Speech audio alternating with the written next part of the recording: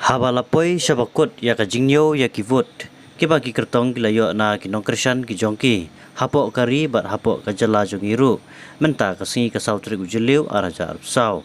ki pai ba nong krisyan kila dap da ki jingkemen hadin ba ki kertong jongki kiba kila krisyan kila job bat yolong MP hadin melapan bena job da ka Election Commission of India ECI menta ka singi habapai syaka jala jongi hasilong sit u Dr. Ricky AJ Singkon ubadai naga parti Voice of the People Party VPP ula job dan buram da keba ula tam hadu lailak nyupu hajar knais pa shifo bot ya UMP barem naga silong parliamentary ha keba ula yo sanlak nyupu hajar nyupu prabot kat ba UMP barem uma Vincent Edspala ula yo silak knai pnai hajar sispa du prabot kat ba ka Dr. Mazil Amparin Lengdo naga National People Party NPP kabalawan ha ka kerdan kabalai kalayo silak prapu wajar saus pa prapu pravot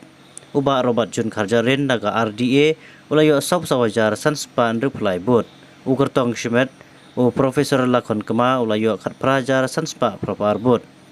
u Peter Chalam ulayo new hajar arpsau bot wadai ukertong shimet kat ba unota ne none of the about ne omdan bamon ya unonoro u candidate kiladan hadu khatwe hajar prabot kabala tam kala ya kertong shimet u Peter Chalam ubalayo tang new hajar arpsau bot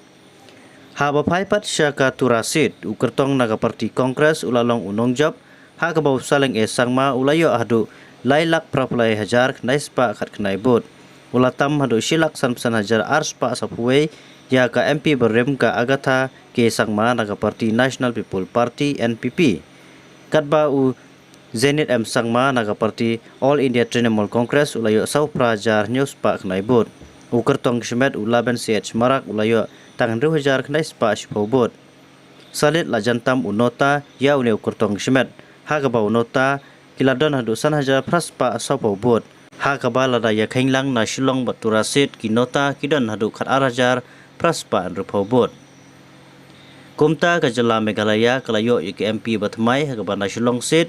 u Dr. Ricky AJ Singkon ulalong kumu MP banatura usaling esangma ulalong kumu MP batmai naga parti kongres kalba ka parti sensyar ka NPP kala lim landang lut ha ka nega election MP ha ka bau paiba naga nega jela wak ulapan kala perdet lut manaya ka rai ka jongki ha ka nega election MP Shalok Sabha